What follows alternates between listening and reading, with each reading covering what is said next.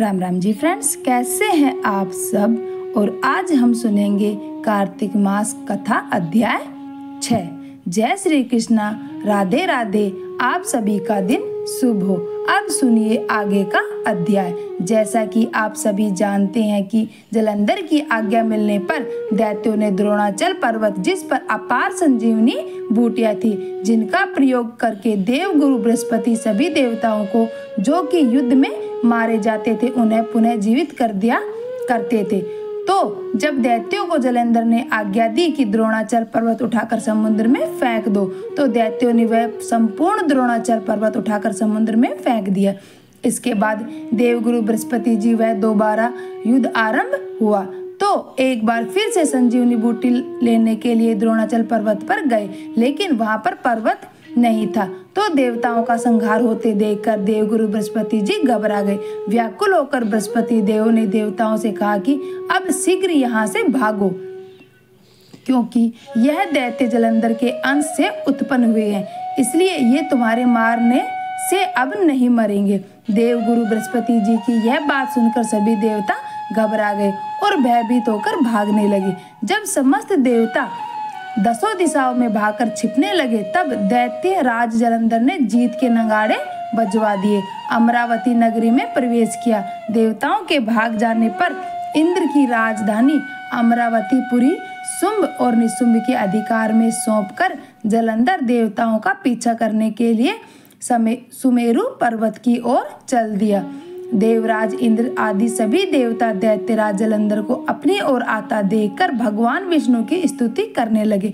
वे नतमस्तक होकर विनीत भाव से बोले, हे मत्स्यकच्छ आदि अनेक रूप धारण करके अपने भक्तों के दुखों को मिटाने वाले, हे सारी सृष्टि का पालन और संहार करने वाले, शंख चक्र गदा और पद्म को धारण करने वाले, हे प्रभु आपको बारंबार नमस्कार है। हे लक्ष्मी रमणा, हे दैत्यों का नाश करने वाले, हे पीताम्बरधारी, हे शरणागतों के रक्षक, आपको नमस्कार है। जलंधर नामक दैत्य से पीड़ित होकर हम देवताओं के समस्त संताप को हरने वाले, हम चंद्र सूर्य दो नेत्रों वाले आपको नमस्कार करते हैं। जो कोई भगवान की इस संकटनाशक स्तुति को पढ़ता है, उसके समस्त संकट भगवान स्वयं दूर कर देते हैं। राजा पृथु भगवान देवताओं की स्तुति सुन और उनके महान दुखों को देखकर शीघ्रता से उठकर और गरुड़ पर सवार होकर जाने लगे। तब महालक्ष्मी जी ने पूछा कि हे प्रभु आप कहाँ जा रहे हैं। तब भगवान विष्णु ने उत्तर दिया कि तुम्हारे भाई जलंधर से भयभीत तथा पीड़ित देवताओं की सहायता करने को मैं जा रहा हूँ। प्रभु की यह बात सुनकर लक्ष्मी जी कहने लगी, भगवान मैं तो आपकी परम प्रिय हूँ, फिर आप मेरे भाई को कैसे मार सकते हैं। भगवान ने कहा, हे देवी, शंकर जी से उत्पन्न और ब्रह्मा जी के वचन के कारण हम जलंधर को कदापि नहीं मारेंगे। लक्ष्मी जी को इस प्रकार समझाकर शंख चक्र और खड्ग लेकर भगवान विष्णु जलंधर से युद्ध करने के लिए युद्ध भूमि में पहुंच गए। उस समय बहुत से दैत्य गरुड़ के पंखों के वेग से ही मारे गए।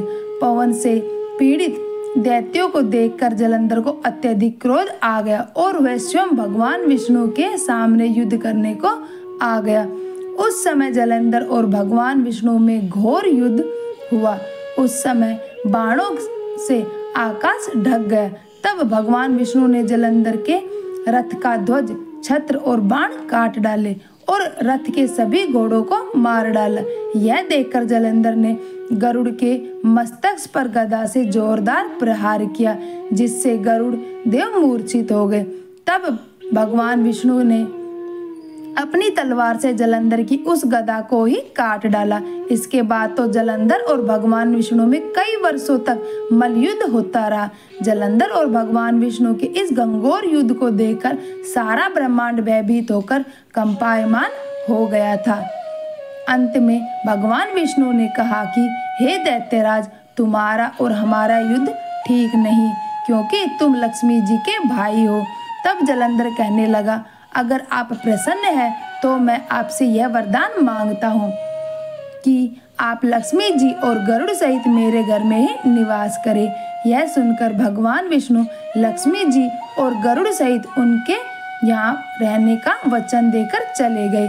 तब समस्त देवी देवताओं के स्थान पर दैत्यों की नियुक्ति करके जलंधर अपनी राजधानी में निवास करने लगा और देवताओं, गंधर्व और किन्नरों के पास जितने भी रत्न थे वे सब छीनकर उसने अपने अधिकार में कर लिए। निशुंभ को शासन करने के लिए पाताल में भेज दिया। वहां पहुंचकर निशुंभ ने शेष आदि नागों को भी अपने वश में कर लिया। इस प्रकार जलंधर देव यक्ष, किन्नर, गंधर्व और मनुष्य सबको अपनी प्रजा बनाकर पुत्र के समान और धर्म की नीति से उनका पालन करते हुए त्रिलोकी पर शासन करने लगा। यह कथा सुनकर देवर्षि नारद ने कहा कि हे राजा पृथु, एक समय भगवान का दर्शन करने और जलंधर का वैभव देखने के लिए हम भी उसकी राजधानी में गए थे। जलंधर की राजधानी की यात्रा का वर्णन करते हुए देवर्षि नारद ने कहा, नारायण नारायण। हे राजा पृथु, जलंधर ने वहां पहुंचने पर तो हमारा बहुत आदर सत्कार किया। वह भक्ति भाव और श्रद्धा से हमारा पूजन करके विनती करने लगा। कहने लगा, महाराज कहिए आपका आगमन किस अभिप्राय से हुआ है और मेरे लिए क्या आज्ञा है। तब हमने उससे कहा कि दैत्यराज, मैं कैलाश पर्वत पर गया था। वहां शिवजी और पार्वती जी का वैभव देखकर मैं तो चकित रह गया। अब तीनों लोगों का भ्रमण करते हुए मैंने यहाँ आकर आपकी समृद्धि देखी है। आपकी और शिवजी की समृद्धि और वैभव में किसी प्रकार का कोई अंतर मुझे नजर नहीं आता, परंतु तुम्हारा वैभव स्त्री रहित है। कामदेव के शत्रु शरीर पर भस्म लेपन करने वाले वैरागी शिवजी के पास स्त्री रत्न के रूप में देवी पार्वती जी है। यद्यपि तुम्हारे पास भी अनेक सुंदर स्त्रियां हैं, परंतु उनमें से एक भी ऐसी नहीं जिसकी तुलना पार्वती जी से की जा सके। इसलिए तुम्हारा सुंदर स्त्री से रहित यह अधूरा वैभव देखकर यही निश्चित हुआ कि शिवजी के समान सारे ब्रह्मांड में किसी का वैभव नहीं है। उसके पास पार्वती के रूप में ऐसी अनुपम स्त्री है जिसको देखकर ब्रह्मा जी ने अनेक अप्सराओं की रचना की, परंतु एक भी पार्वती जी के समान नहीं बन सके। नारद जी ने आगे राजा पृथु से कहा कि हे राजन, मैं तो केवल इतनी बात कहकर वहां से चल आया, परंतु पार्वती जी की अपूर्व सुंदरता की बात सुनकर जलंधर कामदेव के ज्वर से पीड़ित हो गया। दरअसल भगवान की इच्छा से ही देवर्षि नारद जलंधर के पास यह सब कुछ कहने के लिए गए थे। देवर्षि की बात सुनकर उसने उसी समय राहु को बुलाकर कहा कि तुम अभी कैलाश पर्वत पर जाकर शिव जी को हमारी आज्ञा सुनाओ। तुम शिव से कहना कि त्रिलोकी का राजा अति पराक्रमी जलंधर ने आज्ञा दी है कि 3 लोक के नाथ और सभी रत्नों के स्वामी जलंधर के होते हुए तुम शमशानवासी और नरमुंडों की माला धारण करने वाले जटाजूटधारी अवधूत के पास पार्वती जैसी परम सुंदरी स्त्री शोभा नहीं देती। तीनों लोकों का स्वामी होने के कारण सभी रत्नों पर मेरा अधिकार है, क्योंकि पार्वती स्त्री रूप में रत्न है, अतः वह मेरे पास ही सुशोभित हो सकती है।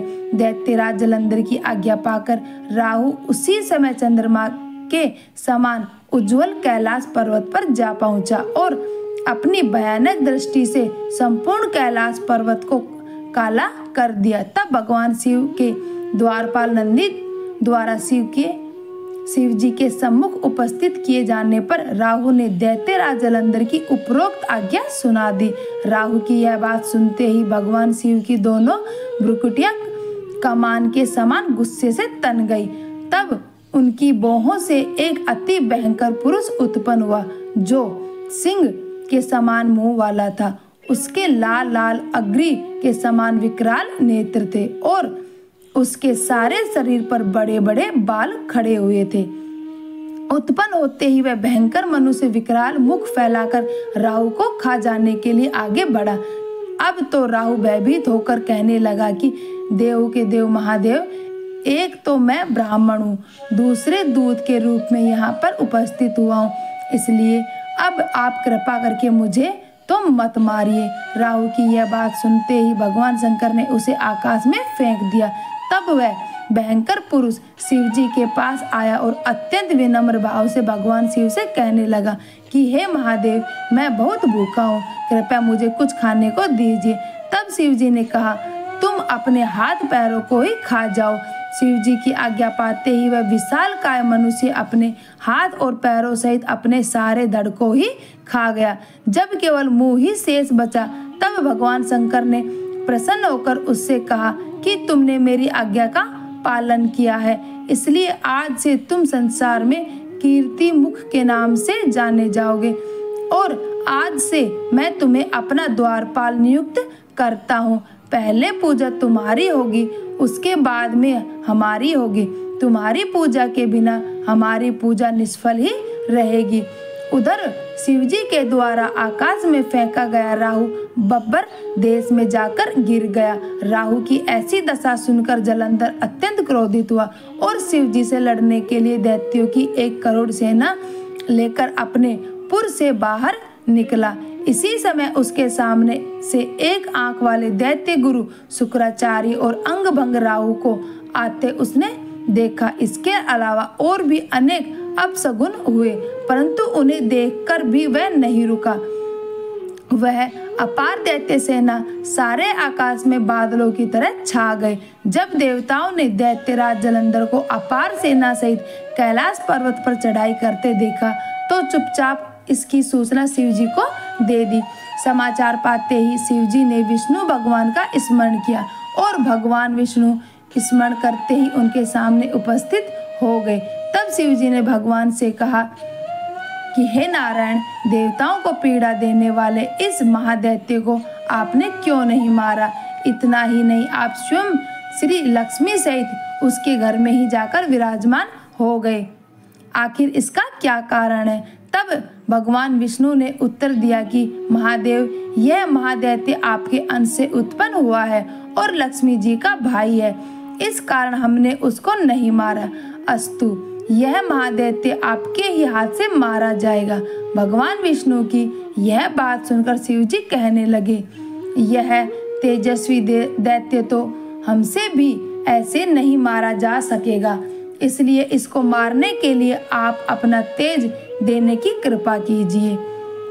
शिवजी के ऐसे वचन सुनकर श्री हरि विष्णु भगवान सहित समस्त देवताओं ने अपना अपना तेज शिवजी को दे दिया। फिर शिवजी उस तेज को इकट्ठा करके ज्वाला माली सुदर्शन चक्र और एक वज्र बनाकर जलंधर से युद्ध करने के लिए तत्पर हुए। शिवजी के भूत गणों की सेना में समस्त देवतागण भी सम्मिलित हो गए। उधर जलंधर अपनी सेना सहित कैलाश के पास पहुंच गया और इधर कीर्ति मुख और नंदी आदि समस्त गण और देवताओं की सेना भी युद्ध के मैदान में आ डटी। देवताओं और जलंधर की सेना में ऐसा घोर संग्राम हुआ कि समस्त भूमंडल कंपायमान हो गया। युद्ध के मैदान में जितने दैत्य मरते, दैत्य गुरु शुक्राचार्य उन्हें अपनी संजीवनी विद्या से जीवित कर देते। यह दृश्य देखकर भूत आदि गणों ने शिवजी के समीप जाकर उनसे संपूर्ण वृत्तांत कह सुनाया। तब शिवजी ने कंदरा के समान मुख वाले महाभयंकर लाल जंगा नामक एक कन्या अपने मुख से उत्पन्न की और वह कन्या हुंकार मारकर दैत्यों को अपने मुख में डालते हुए श्री शुक्राचार्य जी को उठाकर आलोप हो गई। तब शिवगण निर्भय होकर दैत्य सेना को बुरी तरह मारने लगे। गणों की इस प्रकार से व्याकुल होकर दैत्य सेना भाग खड़ी हुई। दैत्य सेना को इस प्रकार भागते देखकर जलंधर के सेनापति शुंभ और निशुंभ और कालनेमी ने आगे बढ़कर देव सेना पर प्रत्याक्रमण कर दिया। जब देव सेना दैत्यों की मार से विचलित हो उठी, तब गणेश जी और शुंभ जी के बीच में घनघोर संग्राम हुआ। दैत्यों को पराजित होते देख जलंधर स्वयं युद्ध क्षेत्र में आया। उसे देखकर वीरभद्र ने जलंधर पर अनेक प्रहार कर दिए। कीर्ति मुख का ही एक नाम वीरभद्र भी है। तब जलंधर ने क्रोधित होकर अपना परिघ उस पर दे मारा और उसके रथ की ध्वजा काट दी। फिर उसने देव सेना पर भयंकर बाण वर्षा करके उसमें भगदड़ मचा दी अपनी सेना की यह दशा देखकर स्वयं भगवान शिव नंदी पर सवार होकर युद्ध के मैदान में आए और उन्होंने तब तीव्र बाणों की वर्षा आरंभ कर दी। शिवजी के प्रहार से दैत्य सेना इस प्रकार भागने लगी जैसे कार्तिक मास के व्रत से पाप समूह भाग जाते हैं। उसी समय शिवजी ने अपने बाणों से खड्ग रोमा का सिर काटकर पृथ्वी पर गिरा दिया। इसके पश्चात जैसे ही जलंधर आगे बढ़ा, शिवजी ने उसके रथ के घोड़ों और सारथी को मार गिराया। तब जलंधर खड्ग हाथ में लेकर पैदल ही शिवजी की ओर दौड़ा। शिवजी ने उसी क्षण उसे बढ़कर एक मुक्का उसकी छाती में मारा, जिससे जलंधर अचेत हो गया।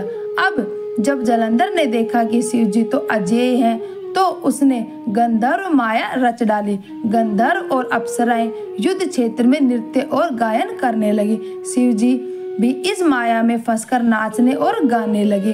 शिवजी को इस माया में फंसा हुआ देखकर जलंधर महादेव जी का रूप धारण करके देवी पार्वती जी के पास आ गया और उनका रूप सुंदर रूप देखकर कामांत हो गया। पार्वती जी शिवजी को आया देखकर खड़ी हो गई, परंतु तुरंत ही इस राक्षसी माया को पहचान कर वहां से अंतर्ध्यान हो गई। तब निराश जलंधर पुनः युद्ध क्षेत्र में आ गया। उधर जलंधर के चले जाने पर पार्वती जी ने जैसे ही भगवान विष्णु का स्मरण किया, वे तत्काल उपस्थित हो गए और उन्होंने जलंधर के शीघ्र मारे जाने का आश्वासन दिया। भगवान विष्णु अब विचार करने लगे कि जलंधर ने तो स्वयं ही अपनी मृत्यु का रास्ता बता दिया है। यह दुष्ट वृंदा के पतिव्रत धर्म के कारण मर ही नहीं रहा। इसलिए देवताओं और अपने भक्तों की रक्षा करने के लिए हमको ही वृंदा को धर्म से डिगाने का यह घोर पाप करना पड़ेगा, क्योंकि ऐसा किए बिना तो यह दुष्ट नहीं मरेगा। इतनी ही देर में शिवजी भी राक्षसी माया से मुक्त हो गए और जलंधर को आया देखकर उस पर बाण की वर्षा करने लगे। इसके बाद जो कुछ भी हुआ उसका वृत्तांत आप आने वाले अध्याय में सुनिएगा। मिलते हैं फिर अगले अध्याय के साथ। तब तक के लिए जय श्री हरि विष्णु, जय श्री कृष्णा, राधे। वीडियो के अंत तक बने रहने के लिए धन्यवाद और मेरे चैनल को भी सब्सक्राइब करें। धन्यवाद।